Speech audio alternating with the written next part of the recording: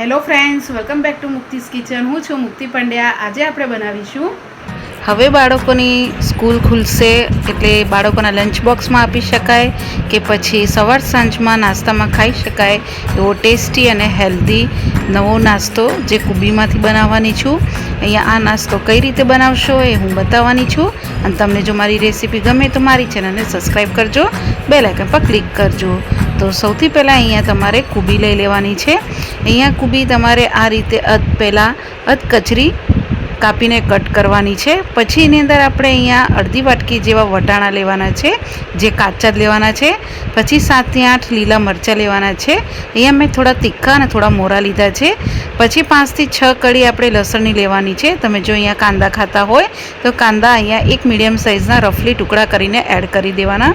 હવે અહીંયા તમે કોઈ બી ચોપર લઈ શકો છો, ઇલેક્ટ્રિક ચોપર કે પછી હાથેથી, કે પછી તમને ઝીણું સમારીને ફાવે તો તમે હાથેથી બી કરી શકો છો. હવે આ બધી વસ્તુને આપણે ચોપરમાં લઈને કચરી તમારે ગ્રાઇન્ડ કરી લેવાની છે. આ રીતે તમારે બધી જ વસ્તુને કચરી પીસીને રેડી કરી લેવાની છે. અહીંયા તમારે ચોપરનો જ ઉપયોગ કરવાનો, મિક્સર ગ્રાઇન્ડમાં ઉપયોગ નહીં કરવાનો.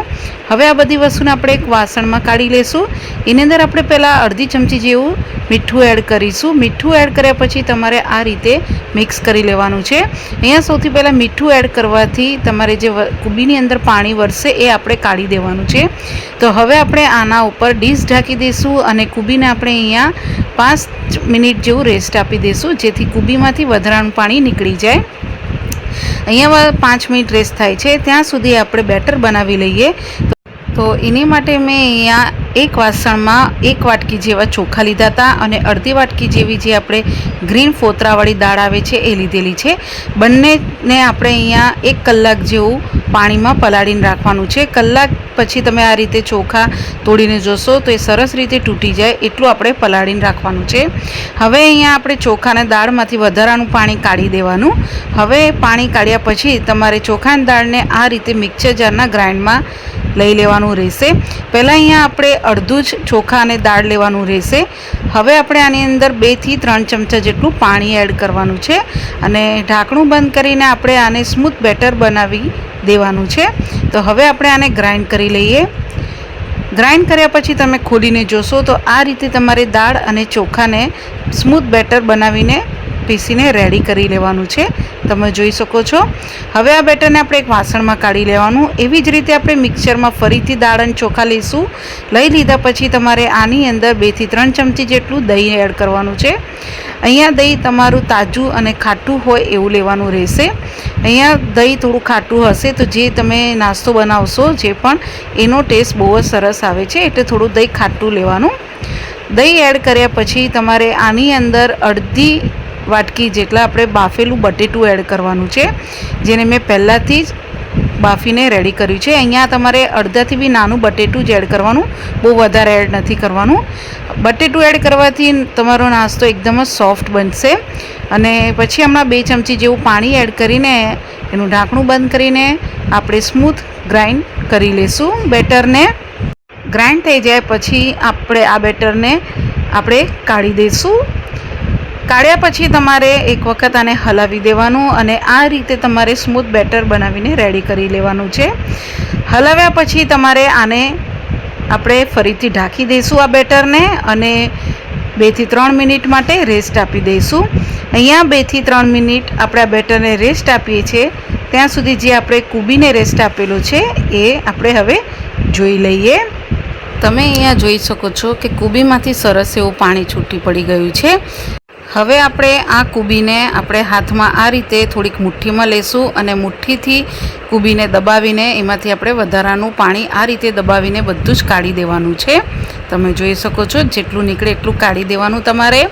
હવે આ નીચવેલી કુબીને આપણે એક ડીશમાં લઈ લેવાનું છે અને આ રીતે આપણે બધી જ કુબીમાંથી વધારાનું પાણી કાઢીને નીચવીને આપણે કાઢી દેવાનું રહેશે. આ રીતે વધારાનું પાણી આપણે નીકાળી દીધું છે કુબીમાંથી. આ પાણી તમારે ફેંકવાનું નહીં, તમને પાછળથી ઉપયોગમાં આવશે એટલે આ રવા દેવાનું છે આ પાણીને.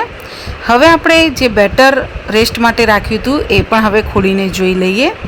બેટર આપણું અહીંયા સરસ રેસ્ટ થઈ ગયું છે. તો આની અંદર જે આપણે કુબી નીચવીને રાખી છે એ બધી આપણે આમાં એડ કરી દેવાની રહેશે.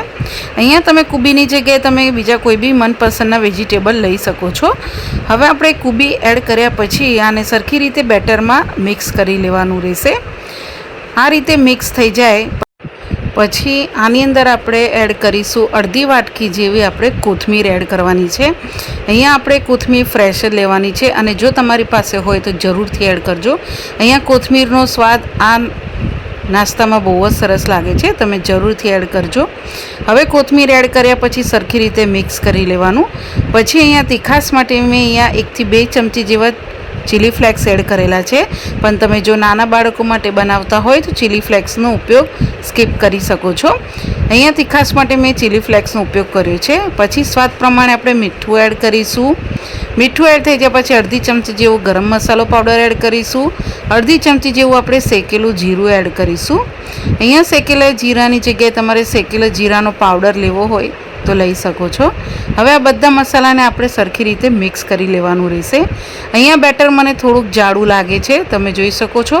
તો એની અંદર આપણે 2 થી 3 ચમચી જેટલું જે આપણે કુબી નીચવીને પાણી રવા દીધું હતું એમાંથી આપણે થોડુંક એડ કરી દઈશું. પાણી એડ થઈ જાય પછી આને મિક્સ કરી લેવાનું.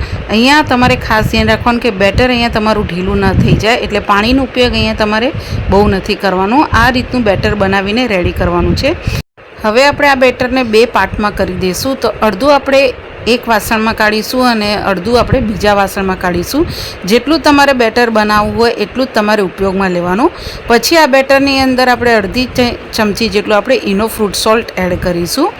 અહીંયા તમે ખાવાના સોડા બી ઉપયોગમાં લઈ શકો છો. ઇનો એક્ટિવ કરવા માટે આપણે 1 ચમચી જેવું ઇનો ઉપર પાણી એડ કરીને આ રીતે એક જ ડાયરેક્શનમાં આપણે મિક્સ કરી લેવાનું છે. બહુ અહીંયા તમારે હલાવવાનું નથી, 1 થી 2 મિનિટ જેવું હલાવવાનું રહેશે. આવી રીતે મિક્સ થઈ જાય એટલે આપણું અહીંયા નાસ્તા માટેનું બેટર રેડી છે. તો ગેસ ચાલુ કરીને એક પેન મૂકી દઈશું. કોઈ બી ફ્રાય પેન મૂકી દેવાનું. એની અંદર આપણે 2 થી 3 ચમચી જેટલું તેલ એડ કરીશું. તમને જો આની અંદર રાઈનો વઘાર કે જીરાનો વઘાર કરવો હોય તો કરી શકો છો, પણ હું મારા બાળકો માટે સિમ્પલ જ બનાવું છું. તો તેલ થોડું ગરમ થાય એટલે જે આપણે બેટર રેડી કરીને રાખેલું છે ઇનો એડ કર્યા પછીનું એ આપણે બધું જ આમાં એડ કરી દઈશું. અહીંયા હું હાંડવા જેવું બનાવું છું. તમારે જો ઢોકળા બનાવવા હોય તો તમે ઢોકળા બનાવી શકો છો કે પછી ચીલા બનાવવા હોય તો એ પણ બનાવી શકો છો. હવે આપણે આ બેટર ઉપર આવી રીતે ઢાંકી દઈશું પેન ઉપર અને સ્લો ગેસ ઉપર આપણે 2 થી 3 મિનિટ માટે થવા દઈશું. 3-1 મિનિટ જેવું થાય એટલે ખોલીને તમારે જોઈ લેવાનું. તમે જોઈ શકો છો કે સરસ એવું ઉપરથી ડ્રાય થઈ ગયું હશે અને તેલની મદદથી આપણે આજુબાજુમાં બી તેલ એડ કરી દઈશું અને થોડું ઉપરથી બી એડ કરીશું. હવે ધીરેથી આપણે આને ફ્લિપ કરી લેવાનું છે. આ રીતે ફ્લિપ થઈ જાય એટલે તમે જોઈ શકો છો કે ઉપરથી આપણું સરસ એવું ગોલ્ડન બ્રાઉન રંગનું થઈ ગયું છે. ફરીથી આપણે સાઈડમાં થોડું તેલ એડ કરીશું અને થોડું ઉપરથી આપણે સ્પ્રેડ કરી દઈશું તેલને. ફરીથી હવે આપણે આને ઢાંકી દઈશું અને બીજી સાઈડ બી આપણે સરસ એવું ગોલ્ડન બ્રાઉન રંગનું થાય એટલું આપણે કૂક થવા દઈશું. 2 મિનિટ જેવું થાય એટલે ખોલીને જોઈ લેવાનું. ફરીથી ધીરેથી આને આપણે આવી રીતે ફ્લિપ કરી લેશું. તમે જોઈ શકો છો કે આપણો અહીંયા હાંડવો એકદમ જ સરસ બન્યો છે. મેં અહીંયા બહુ જાડો નહીં અને બહુ પતલો નહીં એવો હાંડવો બનાવીને રેડી કરેલો છે. હવે અહીંયા આપણો આ હાંડવો બનીને રેડી છે. તો ગેસની ફ્લેમ બંધ કરીને આપણે આને ટિફિન બોક્સમાં કે પછી તમે નાસ્તાની પ્લેટમાં લઈ શકો છો. આ અહીંયા આપણો એકદમ પરફેક્ટ અને ઇઝી અને ક્વિક હાંડવો બનીને રેડી થાય છે. તમને હું તોડીને બતાવું કે કેટલો સરસ અને સોફ્ટ બને છે.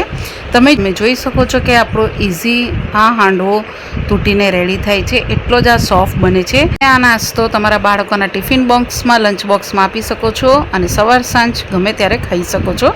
તમને જો મારી રેસીપી ગમે તો મારી ચેનલને સબસ્ક્રાઈબ કરજો, બેલ આઇકન પર ક્લિક કરજો. Thank you for watching.